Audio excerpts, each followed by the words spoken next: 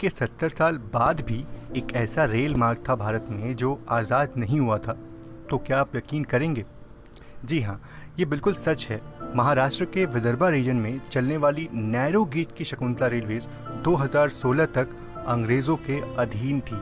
और इस अनोखे रेल मार्ग पे हमें सफ़र करने का मौका तो नहीं मिल पाया, पर इससे जुड़े इतिहास को करीब से देखने के लिए हम पहुंच गए नागपुर से करीब 150 किलोमीटर दूर यवतमाल में।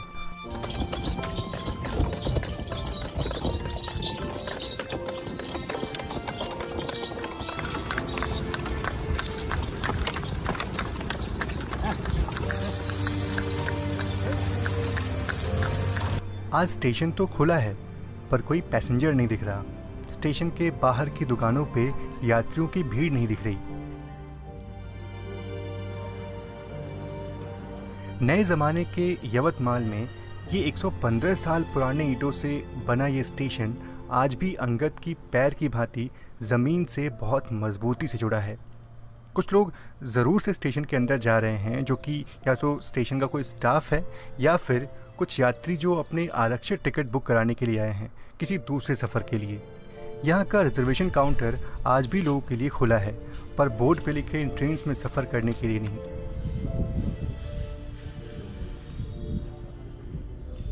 जब हमने नैरो गेज की पटरियों को ढूंढने की कोशिश की तो वो झाड़ियों में कहीं छुपी हुई मिली, जिनमें ट्रेन ना चलने से अब बस जंगली झाड़ियों और पौधों का ही अधिकार है। यहाँ आसपास के लोग आते ज़रूर हैं, पर या तो अपने मवेशियों को आहार देने के लिए या फिर ज़िंदगी की भाग दौड़ से दूर हटके एक पल चैन से बैठकर सुस्ताने को। यवतमाल से अचलपुर तक फैला ये रेलवे लाइन करीब 190 किलोमीटर लंबा था, जिसको निक्सन एंड कंपनी ने 1903 में बनाया था, जो उस वक्त सेंट्रल प्रोविंस रेलवे के अधीन था। शुरुआत में मैनचेस्टर में बने जेडी स्टीम इंजन्स इस रूट पे चला करते थे, और यहाँ पे आप वाटर ओवरहेड टैंक देख सकते हैं जो स्टीम इंजन के लिए बनाया गया था। और हैरानी की बात यह है कि 1994 तक इस रूट पे स्टीम इंजन ही चलाया गया। फिर उसके बाद जेडीएम के जो डीजल इंजन्स थे नैरो गेज के, वो चलाए जाने लगे। खैर, उनको हम आपको दिखाएंगे, पर थोड़ी देर बाद।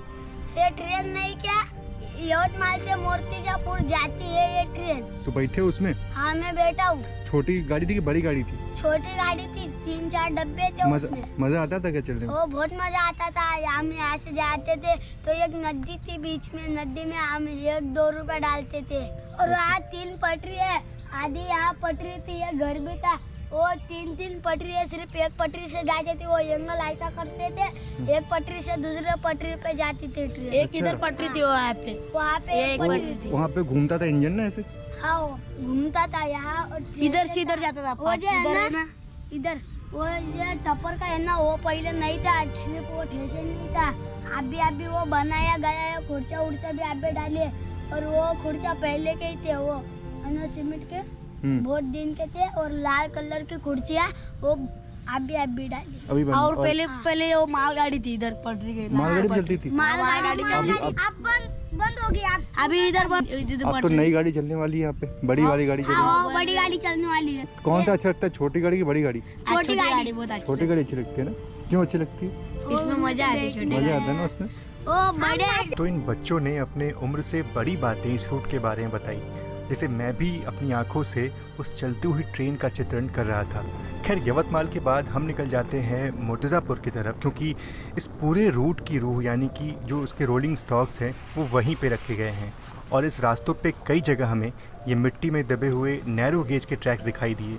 ट्रेन ना होने के कारण अब इन क्रॉसिंग्स पे कोई फाटक नहीं है, और रास्ते में ढेर सारे कॉटन के खेत देखने को मिले, जो कि स्वाभाविक थे, क्योंकि इस पूरे रीजन में कॉटन का पैदावार बहुत होता है। और इस रेल रूट का निर्माण भी इसीलिए किया गया था ताकि यहाँ से कॉटन को ब्रिटेन एक्सपोर्ट किया जा सके।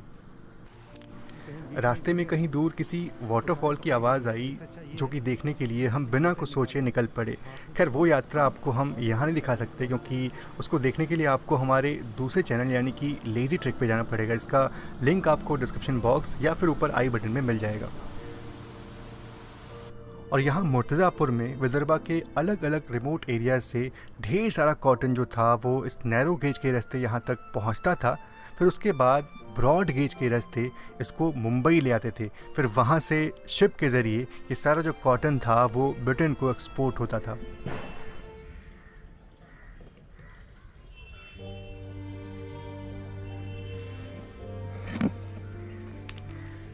तो दोस्तों ये जो स्टेशन है वो बहुत ही छोटा स्टेशन है और शांति बहुत स्टेशन पे है, मतलब बहुत ही कम लोग हैं यहाँ पे और बहुत ही बेहतरीन स्टेशन है। मतलब एकदम जैसे हम फिल्मों में देखते हैं ना, सपनों वाले स्टेशन, छोटे से स्टेशन, बहुत भीड़ नहीं, बहुत ज़्यादा हलचल नहीं, बस कुछ छोटी मोटी इमारतें, गिने चुने एक दो प्लेटफॉर्म्स और आखिरकार हम उस जगह पे पहुंच जाते हैं जहां पे इस नैरो गेज लाइन की जो रोलिंग स्टॉक्स थे, लोकोमोटिव्स थे और कोचेस थे वो रखे हुए हैं। ये 190 किलोमीटर का रूट वैसे तो कॉटन के ट्रांसपोर्टेशन के लिए बनाया गया था, पर यहाँ के जो लोकल लोग थे उनके लिए ये एकमात्र माध्यम बन गया था जो कम पैसों में विदर्भा के दूर दराज इलाकों में अंदर तक सफ़र करते थे। वैसे अब इस रूट पे ब्रॉड गेज का विस्तार होने वाला है, पर इस बात का अफसोस ज़रूर से रहेगा कि आज़ाद भारत में 2016 तक गुलामी में रहे इस रेल मार्ग पे सफ़र ना कर पाए। ये बात सोच के आज भी यकीन नहीं होता कि पिछले 70 सालों से भारतीय रेलवेज़ इंग्लैंड को इस ट्रेन को चलाने के लिए रॉयल्टी पे कर रही थी। खैर यहाँ पे रखे जो सारे लोकोमोटिव्स हैं, कोचेज़ हैं, या तो इनको किसी देश को बेच दिए जाएंगे या फिर इनको पिघला करके एक नया आकार दिया जाएगा। खैर इस सफ़र में तो इतना ही। बाकी ये ऐतिहासिक सफ़र था तो बहुत शान, जहाँ इंजन की कोई आवाज़ नहीं सुनाई दी, ना ही पटरियों की खटर पटर, पर इस खामोशी में भी उन पुराने दिनों की गूंज साफ साफ सुनाई दे रही थी। आप सभी का बहुत बहुत धन्यवाद इस वीडियो को देखने के लिए। जय Hind, God bless you all.